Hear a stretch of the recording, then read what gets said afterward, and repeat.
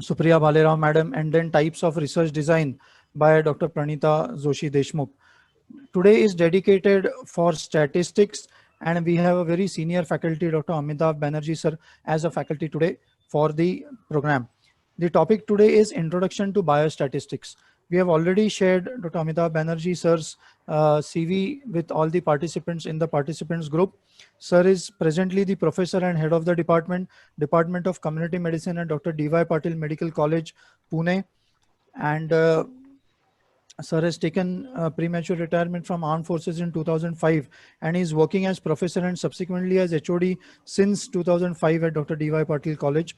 He is a senior colonel commandant, and he has also taken the best award for best paper on tribal malaria in the year 2003. He's Amitabh Banerjee sir is a reviewer for a number of reputed international journals such as Oxford Group of Journals, Vaccine, and the prestigious British Medical Journals. He has delivered keynote addresses in various national and international conferences in India and abroad. I welcome our esteemed faculty today, Dr. Amitabh Banerjee sir, for the session on Introduction to Biostatistics. Thank you, Dr. Kiran. Very kind of you to invite me. And I thank the organizers also to give this opportunity. And I am very well aware that statistics is a difficult subject. So I'll try to stress on the concepts. Dr. Pandit, am I audible clearly? Yes, sir. You are audible. So I will try to introduce the concepts, and I will try to see that my talk seamlessly merges with yesterday's introduction to research methodology with Dr. Pranita Joshi has said, and the next session is handling of data by Dr. Mohan Joshi, I think. So actually statistics are not to be taken in isolation. It has to merge into your research design. It has to merge with your study design. And the concepts are more important than the actual, because nowadays, as you are well aware, a lot of softwares are available. So to use the software and even to consult with the statistician, the investigator has to have some familiarization with some key terms. So basically today I will be discussing this, introducing the key terms so that you can take a full use of the software, or you can communicate with the statistician in a better manner. So I'll just share my screen and I'll share the presentation. I'll just try to share the screen. Yogesh, can you assist sir in sharing the screen? I send. Already option is enabled. Sir can share this screen. Okay. I'm just trying to share my screen and share computer box.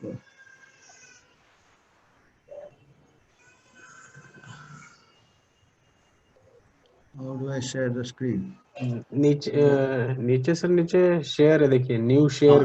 I have clicked the share. Then this will stop other screen sharing. Do you want to continue? Yes. Start screen. Then how do I go to my desktop? I want to go to my. First open the file. First open the file. Yeah. So for that I have to minimize this, isn't it? How do I minimize this? Let us see. I will open the file. Yeah, Introduction to Biostatistics. I have opened the screen. Then now click on share button.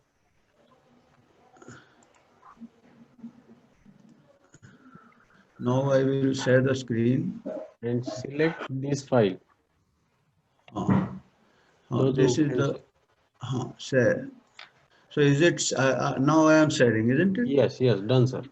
And now I will try to go to slideshow. Yes. So is it okay? This is the now. So this would be the scope of my talk today. Type of measurement and appropriate statistical techniques. Of course, as I said, there would be a lot of overlap with the next session. And then what is the concept of hypothesis testing? Because this is an important aspect of statistical here. Type 1, type 2 errors. and power of a study, what is the interpretation of the p-value, what do you mean by confidence interval, and overview of research design, I think, which has already been covered yesterday. So these are the terms which you will be in your research career, you will be encountering again and again. So these concepts are important to understand, and once you develop a statistical sense, which will help you in your research career. So anyway, as you know, these are the types of data. I think the next session will go into much detail. I'll just introduce the. Just a minute. I'll just. Excuse me.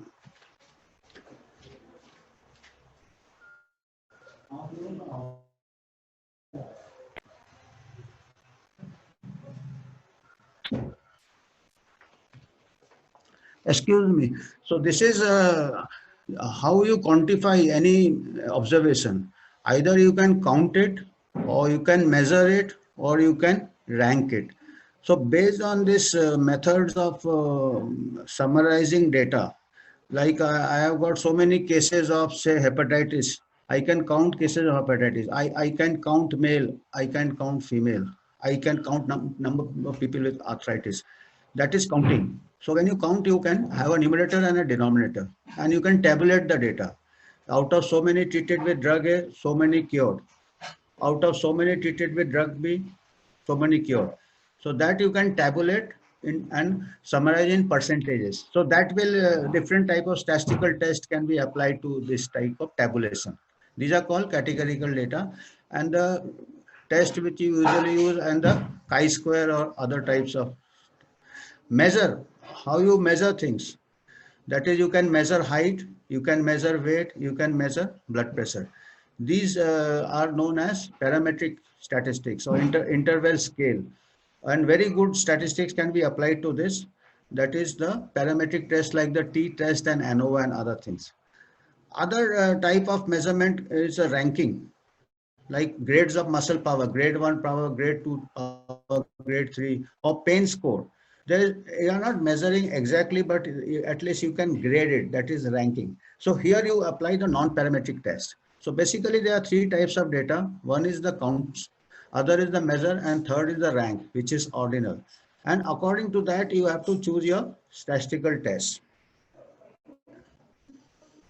So count is categorical data. As I said, gender, cured, not cured, dead, alive. Summarized as percentages or rates. It is called categorical data. Chi-square test for testing of significant difference in two groups. Then this is the measure: height, weight, BP, BMI. These are some examples. Summarized by mean and standard deviation. This is known as quantitative or interval data. And these gives the best type of very robust statistical test. So as far as possible, if you measure a thing, you should measure it. And this is the type of ordinal scale or ranking system. So this is pain score, muscle power, or we have got various scales, disability scales or different types of scales. So these are summarized by median and range, and non-parametric test of significance are applied. So you see, whenever you go to use a software or whenever you go to a statistician, you have to explain to the statistician, or you have to explain to the, or you have to know that whether your data is categorical, whether you have counted, whether you have measured, or whether it is a ranking scale. Accordingly, you have to choose the appropriate statistical tests. Because if you, the computer will not know, it will just know the figure. It will not know whether it is a ordinal scale or a categorical scale. So it is something like a gear in a car. You have got different first gear, second gear, third gear, fourth gear. So according to the requirement, you use the gear. Similarly, when you choose a statistical test, you have to know which gear to apply. That depends on your data.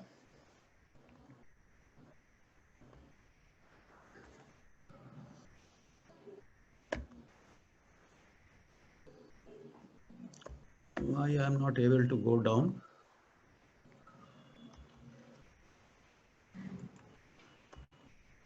So then after this, another statistical procedure which is very common you have to use is how to test a hypothesis. So we just have to have some idea before you use your statistics. You have to have some idea what you mean by a hypothesis. So hypothesis is something which is a proposition. You think, like suppose you have used a certain type of exercise for certain people with arthritis, and you get a feeling that so many people are getting well with this type of new exercise compared to the conventional exercise. So that your practice can give you some type of a hypothesis, that, or it may be from a observation, large data sets, you observe some pattern. Okay, this may be related to this or this environment. So the hypothesis is either from observation, or it may be from review of literature or your own practice. So it is something like a proposition, or you suspect that this may be related to this, or this thing is better than that. That is known as the hypothesis. And how you proceed further to establish that hypothesis, or to really gather to, as they say, towards evidence-based medicine, because until unless that hypothesis is subjected to evidence-based test, so that is tested by observations and experiments. You collect the data and then you tabulate the data, and you see see whether it have been occurred just by coincidence. That is where the statistical test of probability comes in, to see how much of that pattern can be explained by probability. If that probability is very high, that it could have occurred by chance, then you say there is no significant association. You don't really accept that hypothesis. You reject that hypothesis.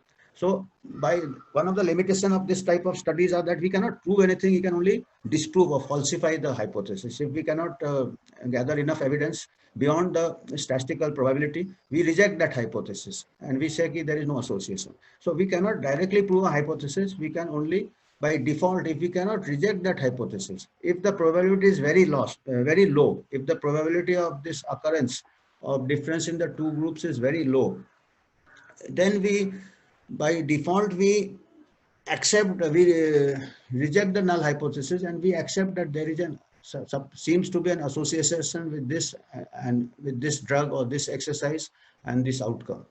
So that is again provisional. If we have more evidence, we may still reject it in future also. So goal, we cannot, by this observational studies and experimental studies, we can only disprove a hypothesis. We cannot directly prove a hypothesis.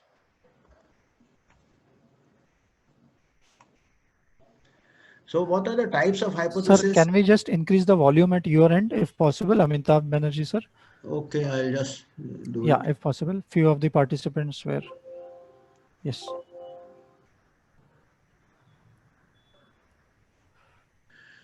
So types of hypothesis. Hypothesis is like when you say drug A is better in arthritis compared to drug B, that is a hypothesis. But when you start the experiment, when you start testing the hypothesis, you starts with the null hypothesis.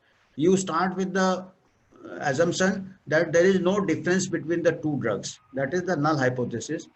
And if you cannot reject, and you try to gather evidence to reject the null hypothesis, if you cannot reject the null hypothesis, you accept the alternative hypothesis. The alternative hypothesis is that drug A is better than drug B. So that is by default, you have to try to reject the null hypothesis. And if you cannot reject the null hypothesis, then only you accept the alternative hypothesis. Then what is one-tail hypothesis and two-tail hypothesis? If you are saying drug A is better than drug B, I am testing only one side of the probability curve. That is called one-tail hypothesis. If I am testing both sides, the drug A may be better than drug B, or it may be inferior to drug B. It can be either better or inferior, that is both sides. Then it is called a two-tail hypothesis. So by and large, one should go for a two-tail hypothesis, because you are starting with the null hypothesis. You are not knowing whether drug A may be better or it may be inferior also. So this is called two-tail hypothesis. One-tail hypothesis you have to justify. If you are very sure this drug is better, then only you use, because one of the is that one-tail hypothesis, the sample size requirement is less. So therefore, it is you may miss one type. So by default, always one should, until unless there are very specific reasons, one should always go to a two-tail hypothesis. So type of research design, I think this has already been covered yesterday. So these are the like case studies, case series, cross-sectional studies. These are, as long as you are just seeing a series of cases, there is no control group. So these are all observational studies.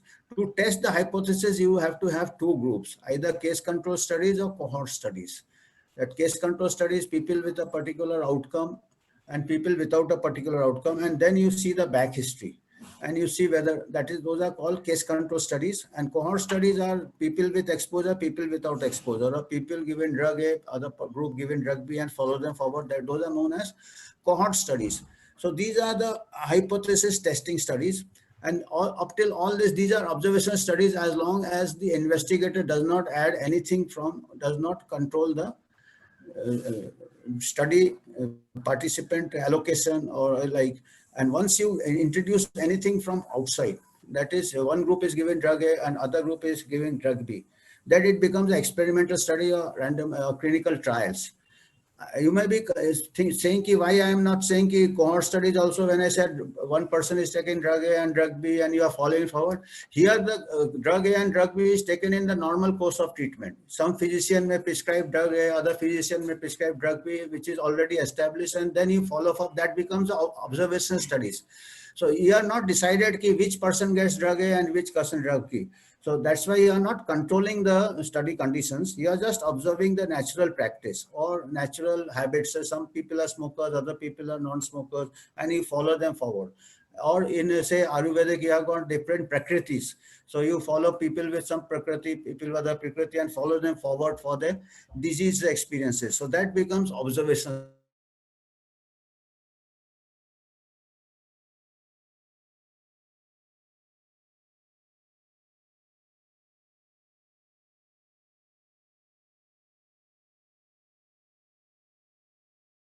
Or intervention studies.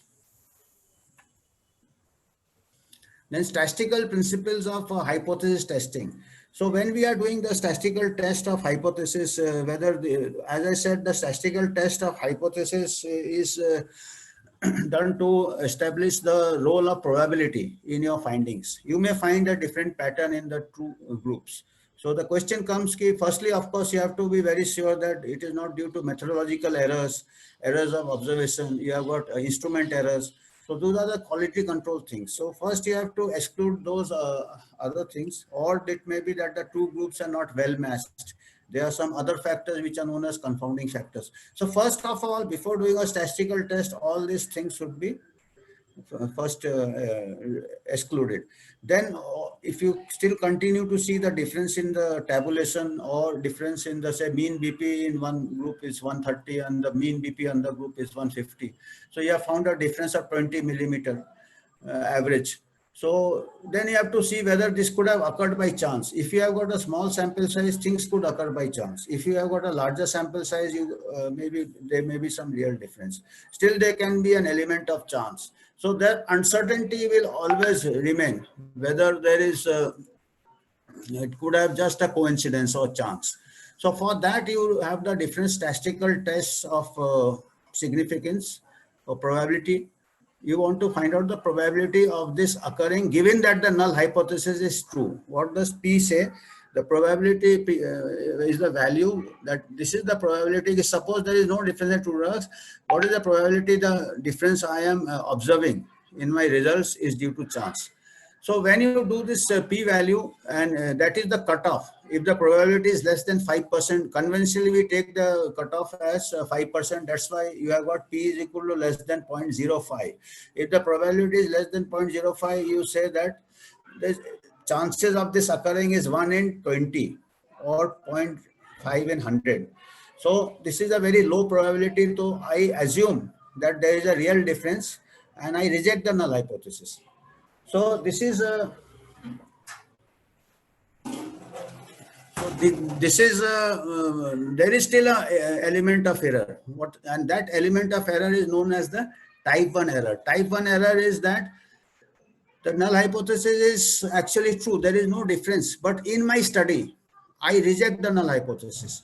And when I take the p-value of 0.05, I am liable to 1 in 20. I am liable to commit this error 5% of times. So that is called the type 1 error. Other type of error is that there is actually a difference, but in my study, I failed to identify the difference. In my study, I failed to identify the difference, and I accept the null hypothesis drug B. So this type of error is called a type 2 error. Type 1 error is usually kept at 0.05, and we are little more liberal with type 2 error. We keep it by default 0.20, 20%. Because if you actually, we are more stringent with rejecting a null hypothesis, and we are little lenient in making a type 2 error at 20%. Because if you reject a null hypothesis that drug A is not better than drug B, but your study finds your study makes a type 1 error and finds drug A, lot of practice has to change, lot of money has to be invested. So we have to be very sure before we start a new treatment. So we are more stringent with type 1 error. Whereas if we fail to find benefit of a new drug, doesn't matter, future studies may bring it out. So see, we are a little lenient with type 2 error. Of course, in certain conditions, in non-inferiority trials, like you want to introduce a new drug, which you want to say it is similar to the previous drug. So there actually type 2 error has to be kept very low, because you are looking for non-inferiority. So it depends on the study question. So this type 1 and type 2 error can be compared, or the hypothesis testing can be compared to the decision in the court of law. Because in the court of law also the decision is based on the evidence gathered, that is given by the witnesses or some other circumstantial evidence. Hypothesis testing also we depend on the evidence, that is the data. So data is the evidence-based medicine is driven by data, and the judiciary also is driven by evidence in the form of data given by witnesses. So like in the court of law, the charge sheet, the police makes the charge sheet that this person is accused, but when it comes in front of the judge, he is taken as innocent until proved guilty, until the evidence is here. And here also null hypothesis, we see pattern is there. We suspect that the drug A is better than drug B. That is the hypothesis. But when we start the hypothesis testing, or when we start the study, we start with the null hypothesis that there is no difference between the two drugs. And the court of law also, they start with the person is innocent till proven guilty. This is to make an unbiased judgment. Otherwise, the bias in whether it is in research or whether it is in the court of law can distort the findings. You know, nowadays the media is also acting as a bias. Before the judge, the media gives its verdict. So all these are the noise. So this is a noise, and even in the experiment, your own biases and your own observer variation, other things can cause bias. So we try to be as impartial as possible. So null hypothesis. Then guilt is that did commit the crime, and alternative hypothesis is there is an association present, that one drug is better than the other drug, or this is the cause and the effect. So this is the alternative hypothesis. Criteria for rejecting innocence is the beyond reasonable doubt, because in the court of law, they do not have the p-value. Here we have got the p-value, criteria for rejecting the null hypothesis. Because here also we directly cannot prove innocence, but we try to disprove the innocence. And then if we disprove the innocence, then by default the person is guilty. Here also, if we reject the null hypothesis, the association is by default the alternative hypothesis. Correct judgment is convict the criminal, and correct inference is correctly conclude the association. If actually in the truth is drug A is better and we conclude drug is better, this would be the correct judgment. Correct judgment also is that acute and innocent person. And correct inference in research is also correctly conclude no association. That drug is actually, truth is drug A is not better than drug B, and in our experiment also we find there is no association. Then there are two ways of making correct judgment, both in research and in the court of law. Similarly, there are two ways of incorrect judgment also. That is hang the innocent, you see, or send him to life imprisonment. This is incorrect. So what type of error this is? This is a type 1 error. Like incorrect inference is incorrectly find association. When the drug A is not better than drug B, you find that is a alpha error. Here also alpha error we can make in the court of law also. Incorrect judgment can also be that acquit a criminal person, and incorrect inference is wrongly find.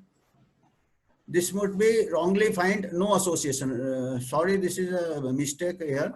So incorrect inference here would be fail to find an association when there is one. So I will correct it in my next presentation. So here wrong inference would be fail to find a association.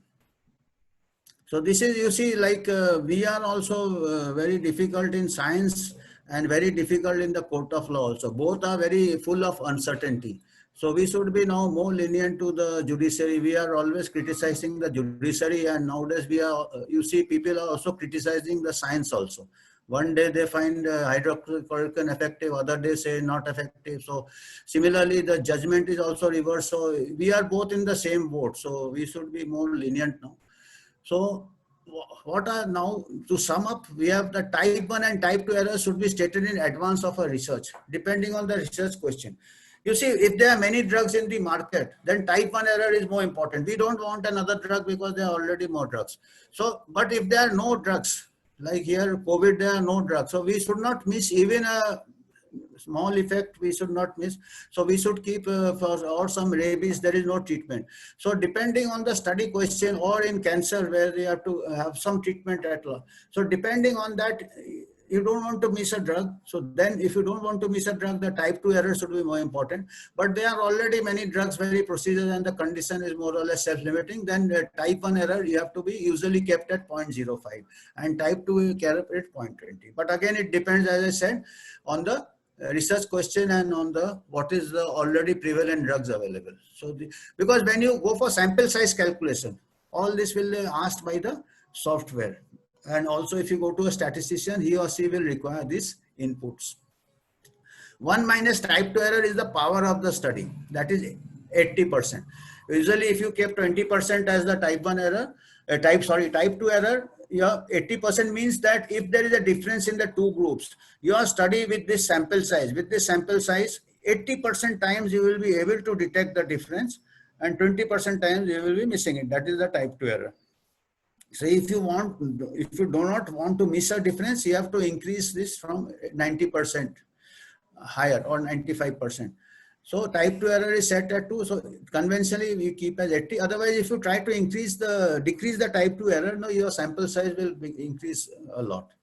Besides the effect size, type of data, standard deviation, type 2 errors, power and width of other inputs. So for sample size calculation, you have to have what is the type of data, if your type of, and what is the effect size, how much difference in the two groups will be clinically relevant. This is again very important, because just the p-value does not convey anything.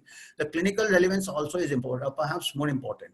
Suppose the BP, the two drugs, the BP just decreases by 5 millimeter or 2 millimeter, though the difference will be significant, it has got no clinical relevance. So the difference in the two groups which you are trying to detect is known as the effect size, So this is, if the smaller the effect size, which is clinically relevant, your sample size will increase. If the effect size is larger, your sample size decreases. Type of data. We have discussed the type of data, and again you will have a session in the type of data. If the data is categorical, you can only count it, the sample size increases. If you can measure the data like pulse, BP, weight, the sample size decreases because you have got more robust data. Standard deviation, that is the variation among the readings. If the standard deviation is very high, too much of variation, you will require a larger sample size to make a proper inference. And of course, the type 1 error and type 2 error, and the power of a study. If you want to decrease the type 2 error, your sample size. And the width of the confidence interval. I'll just discuss just in one more slide. What do you mean by confidence interval? If you want to keep a very wide confidence interval, your sample size decreases. If you have to have a smaller confidence interval, narrower confidence interval, your sample size increases. And all these are required for your sample size calculation. So lastly, I will try to explain what do you mean by confidence interval. This confidence interval usually by conventionally we keep as 95%. So it may be kept at 99% or 90%, but conventionally we keep at. So what does 95% confidence interval means? It means that I have done a study with a sample size of say 500 people. I have find an association between say, even for a point estimate, I have found a prevalence of say 30% osteoarthritis among 500 people above 60 years of age. So confidence interval can be in any type of study. It can be in descriptive studies. It can be in analytical studies. So I have found, say, 30% prevalence of osteoarthritis among the sample size of 500 of people over 60 years of age. So this is my study with the study of 500. My sample size is 500. I have found 30% osteoarthritis. And if I say 95% confidence interval is 25% to 35%, what does it mean?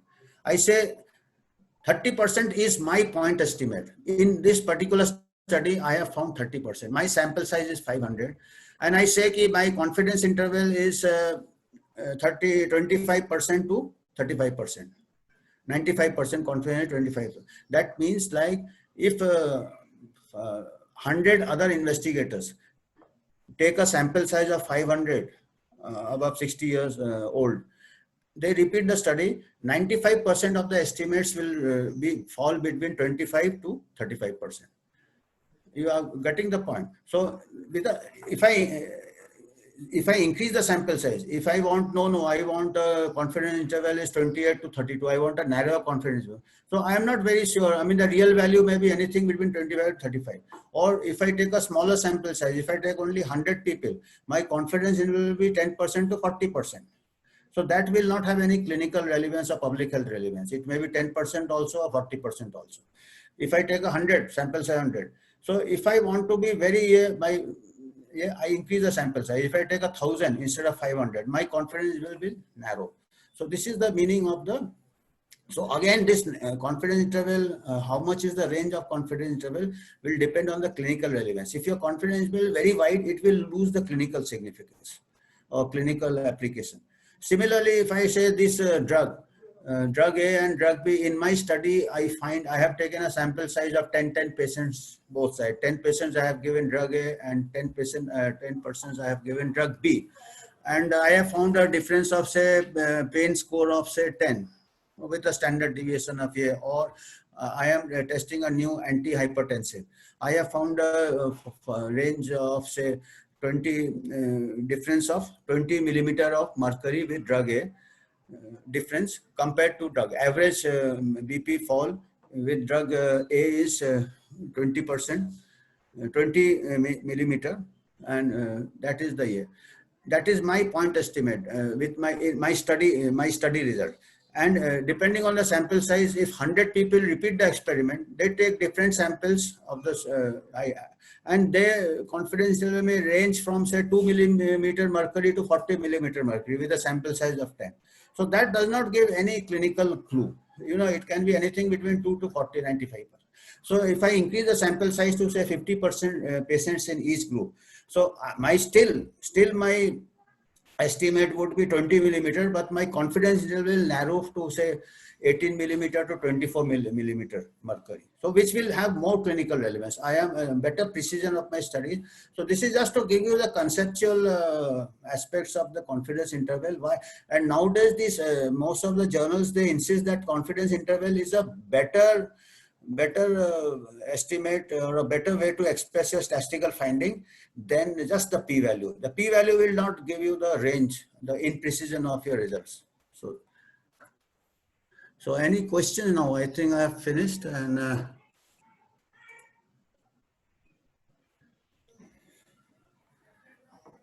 any doubts? Because usually statistics, there are a lot of doubts. So anyone, any questions? We will try to get certain questions from the audience, sir. Yeah. Amitabh sir, I wanted to know, are there any guidelines about the sample size, statistically significant sample size? Are there any fixed criteria for in what type of study, what sample size to be taken, or what sample size is more clinical relevant? This is in reference to the current COVID scenario, where there were a lot of proposals which were sought as EMR projects for either Ministry of Ayush or MUHS. Many of our practitioners who are practicing and seeing patients in their daily clinics were enthusiastic about trying to use certain medicines for management either in the early stage of COVID or symptomatic or preventive stage. Now, when we wanted to document these type of research data and send proposals, a query, I think, in front of, in the minds of all the practitioners was, what should be a statistically significant sample size? So if you could guide on that, sir. Like if you have to see for sample size, intervention may be a new procedure or a new drug. In say COVID also there may be some new drug for prevention. Or what is also important is what are the endpoints. Say endpoints may be hospital stay, endpoints may be how many days of fever, or endpoints may be how many patients went on ventilator, or how many patients required invasive oxygen. So you have to first quantify your endpoints to measure it properly. And endpoints may be death also and recovery also. Then other aspects, of course, would be that whenever you are giving this trial in the group of say COVID patients, you have to match the patients who are in group A and group B, or usually they do it by random allocation. So that is one thing. So you have to see what you are trying, what is your aim of the intervention, either to prevent the disease, that then the endpoint becomes the people who get COVID and people who do not get COVID, like you do in vaccine trial. And if you are say hospitalized patients, you have to first endpoints, and how much difference in these two groups would be clinically relevant, say 1.5 times or 2 times. So how much, that is the effect size. And then how much error you are likely to accept. Like I said, in a COVID, if there is no treatment, you would be most stringent with the beta error that you would not like to miss. So it all depends on this, what is your study endpoint. And besides that, as you rightly said, this lot of resources may not be available to have a large sample size. So in this situation, we can resort to the multicentric trials, or say meta-analysis. You have got to say a few patients in your center, and you should have a collaboration of different say centers, or different colleges, or different hospitals, or different Ayurvedic centers, where if you follow the same protocol, same guidelines, so those results can be pooled to give a bigger sample size. So the sample size will always be an issue. There is no easy solution to sample size because the resources are limited, the patients are limited. But you should quantify the endpoints, and all this goes into sample size calculation. As I said, how much type 1, type 2 error, how much is the difference in the two, and how much is your precision of 95%.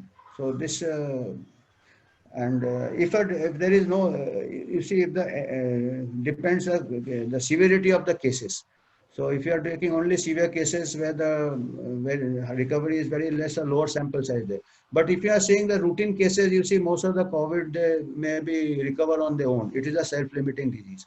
So it is very difficult in such situation to say that which drug worked and which did not work, the endpoint. So that's why the endpoints are important. So these finer details are more important. Once you have these finer details, then only a good year can be given on sample size.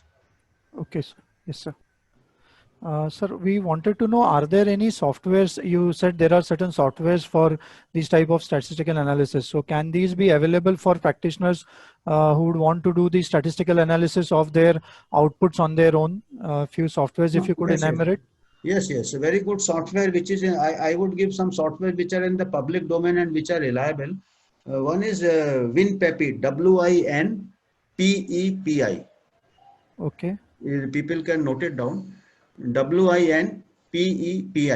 It has got tutorials also, it has got a guide also with it, and it can do sample size calculation for different type of studies. Other is, of course, the WHO EPI Info and OpenEPI. These are the two softwares which are again standard software. EPI INFO. One can Google search and that is EPI Info, and the other is the OpenEPI, OPENEPI. And other one, the third one I said is WinPepi, WINPEPI. PEPI. Yes, sir. So these are Yes, all three are well recognized, and in the public domain one can freely use it. right. Sir, there is some still questions among the participants about the confidence interest that we spoke about, confidence interval. Yeah. Does it mean that confidence interval correlates with the sample size? Is it inversely proportional? Larger the sample size, less is the confidence interval, or vice versa? Yeah, narrower. Yes, exactly. Yeah, he's very right. I will try to explain it in a simple language, hypothetically. Suppose I take 10 people, 10 volunteers, and I gave them a coin. Or I tell each one of them to toss a coin and count the number of heads and number of tails they get. Suppose I give it to 10 volunteers, uh, it is likely that somebody out of 10, somebody may get 2 tails and somebody may get 2 head. Is it okay? I mean, say out of 10, is it possible that 2 get head and 2 get tail, and say 3 get head and 3? 10 people each, they tabulate the results. And I ask 10 people, I gave them the coin and told them to toss it, say 10 times, only 10 times. So if 2 get head, 20% people have got head, 80% also have got tail. But if I tell that don't toss the coin 10 times, toss it 100 times. So the range will narrow. You will come to say 40% will get heads and 40% tail. If I limit the toss to only 10, I will get a wider range of values. So 2 heads and 2 tails also I can get out of 10. Isn't it? If I ask all this 100 people, I say 100 people and toss the coin only 10 times. Participants are 100, but the experiment is 10 times. So 95% of the people range can be from 20% to 80%. I think I have not expressed it properly. Instead, my statement is I take 100 people and each ask each of them to toss a coin only 10 times. So it is quite possible out of this 100 people, there may be 2 people who have got the tossed the coin 2 heads. Out of 10 times they tossed, there may be someone who had got head 8 times and tail 2 times, and vice versa also. But if everybody, 100 people toss the coin 100 times, it is not likely that the range would be 40% to 60% rather than 20% to 80%. I don't know whether I have made it more, yeah. But you are getting the idea. If I repeat it, I will be going closer to the truth. So if I increase the sample size, my estimate, you see, it is uncertainty. Like I have, because there is a lot of variability among human beings or among the patients. So if I take a small group of patients, there is so much of variability. If I only take the sample size, I may catch only a certain type of patient just by random error, or just by chance. Another person may take the same sample size, but his case mix may be different. So similarly, somebody may get say 30% cure, somebody get 40% cure, somebody get 80% cure, if the sample size is small. But if I increase the sample size, I may get all the case mix would be, more representative of the general population. So if I increase the sample size, my estimate would be nearer to the truth. So whatever actually what is stated was right, that if you increase the sample size, your confidence is narrow. That is the precision of your estimate, precision of your results. Right, sir. Right, sir. So there's a question which has come up. Could you explain about how to calculate the median? For example, in case of chemotherapy, how to calculate the median progression-free survival or overall survival? That you have to just median, you have to just rank it. You have to just say one person survives 2 years, other person 3 years, 5 years, 6 years. So you have to rank in ascending or descending order. You just rank, you have to just rank it, tabulate it in ascending or descending order, and the middle value is the median. Okay. Okay. Right.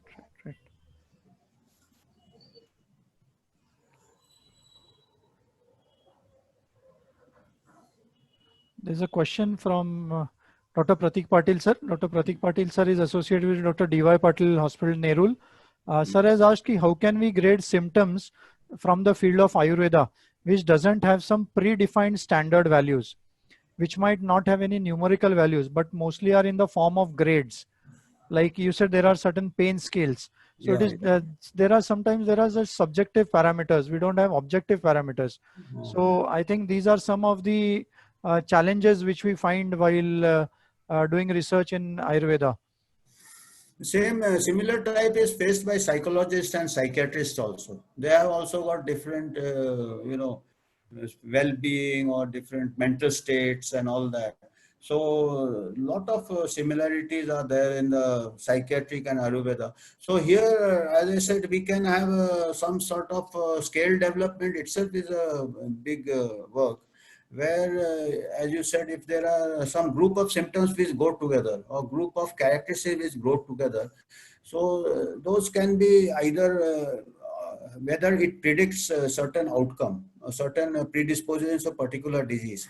So it is something like the risk factor scoring. So you can use that type of either, if you don't have any type of say gradation, you can just use them as categorical, like a person with say cholesterol, a person with say male, female or gender. So you can just tabulate this yeah, and then see the outcome to say how much is the risk it can, or if there is some sort of a gradation, you can convert into a Sir, ordinal if I scale. can ask a question from my end. Yes, Sir, sir. can I be? I just was willing to ask you, sir. Like for a visual analogous scale for a pain, what we do is we ask a patient on a grade of 1 to 10, how much are you getting the pain, and with the severest part, he gives us some answer, and we grade it out. And I think in the rank or gradations, we mark it out, and then gradually we come downwards Yeah, with the improvement is going on for the medications. So the same conditions might be happening for a redness of a skin or a rash or a itching, or there might be any conditions which can't be marked numerically. So while considering these parameters, is there any gradation where I can depend on patients' response? Like even in a vast scale, we can put it in terms of research because it is already approved and it is used by a number of people from a long time. But for other conditions, if I'm asking the same question, how much is the itching for a person? If I'm just randomly giving a number from 1 to 10, is it acceptable in the protocols or research projects where it can, or what are the methods to make these scales standardized? Or can we develop such kind of standardizations? If you can brief us for those parameters, how they can be converted into numbers. Is there any way to yes, work out on this yeah, scientifically? yes, yes. There, as I said, the scale development itself is a big. I mean, it's a study by itself.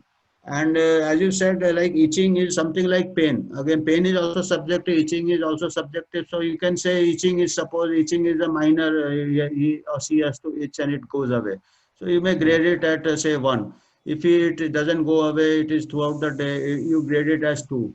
Or you say it interferes with sleep, you grade it as a higher. I mean, accordingly, you have to develop certain things which stands to some sort of logic and which can be replicated. So therefore, same like, and for that to actually make it scientific, you can do some studies which are known as factor analysis and scale development studies. So those things are some advanced ways, but here you can still use this type of things and explain it in your methodology. And if your people replicate it again and it works and it will get accepted. If you Because, sir, follow, the only reason I was asking you was there are n number of parameters which are quoted in Ayurveda which just can't be worked out in terms of numbers. Even if I'm going for a skin complexion, so I just can't say the complexion becomes fairer is good or it becomes darker. It is actually challenging the melanin secretions. So where if I'm just using a fairness scale, that is actually contrasting to the results because melanin which is working to protect the skin layer, so getting a skin tanner is something better is in terms of response. But when I go into a fairness scale test, where if it is going to a lighter shade, if I'm making it positive, it can actually change the whole data and the results and outputs as well. So I just was willing to know what are the methods to standardize such things and factor analysis, as you said, or scale developments. So what are the references which we can use out for such kind? If you can highlight those, it will be of great help. there are no ready-made, you have to develop on your own. Like if you say fair and dark skin, so that can be converted into a categorical. So you take these people with fair skin and people with dark skin and that you tabulate. So that is just the most basic way of classifying. Then you can have different shades of say dark or so you can convert into ordinal. So there is no, it's not very, I mean, it's ultimately medicine becomes an art. And now we are trying to convert it into a science, so by quantifying. So you have to perhaps complement your figures, numbers, scales with your own observation, and then that's narrative medicine or something also has to complement this. Just going solely by scales and numbers may not have all the answers. Yeah. That's, Okay, sir. that's Thank you, sir. Thank you.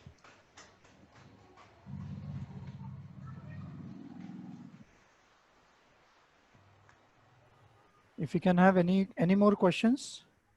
Yeah, there's a question: in case of unavailability of standard scores in subjective symptoms, can we follow methods used in published articles or in good quality journals? Yeah, you can. Or as I said, ultimately medicine is also an art. Actually, it's more of an art. So the doesn't mean that anything which is important, everything which can be counted is important. Some things which are important cannot be counted. That's why medicine will always remain an art. You may follow methods described by other researchers, as well as meticulously note down what you have observed. But meticulously note down what you have observed, and nowadays you can take digital images also. You can use artificial intelligence also. I mean, this is again an evolving field where you have, like the images, shadows. You see X-rays. They say the artificial intelligence reads the shadows better than some average radiologist. Similarly, the skin lesions, as somebody brought out, Dr. Patel brought out the skin shades and other things. So this pattern recognition, also the artificial intelligence is being trained, machine learning is being trained to recognize these skin lesions patterns without counting or measuring anything.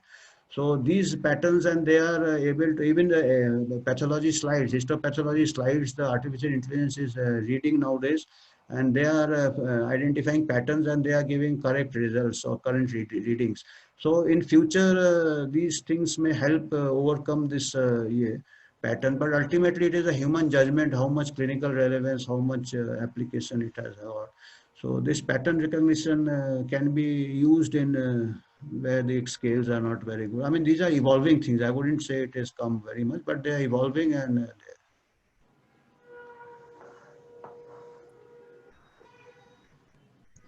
Thank you, sir. thank you so much. Any more questions from participants?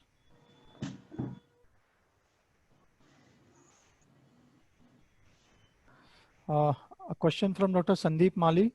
In case of sample size calculation, what is the significance prevalence rate of respective diseases? For example, in hyperlipidemia.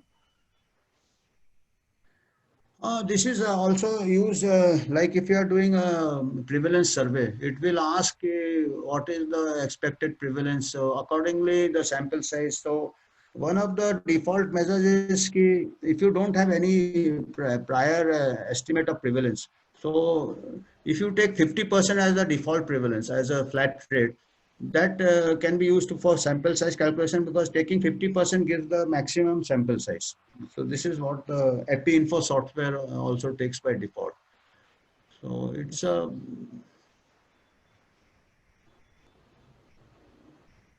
Yes, sir.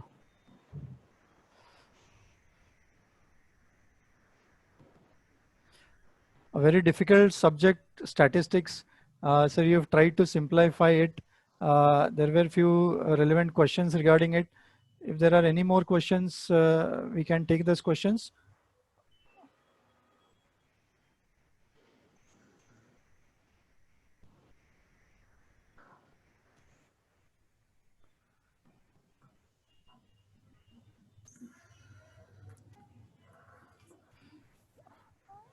I think most of the questions are answered. Thank you. Thanks a lot, Amitabh Banerjee sir, on behalf of Guru Kripa Foundation. Thanks for being here as a faculty and mentoring the students on such a difficult subject. I'll request Dr. Pranita Joshi madam to take over and introduce our next speaker, Dr. Mohan Joshi sir. thank you. Thank you, Amitabh sir. Thank you. It's a pleasure. Thank you, sir. Good evening, everybody.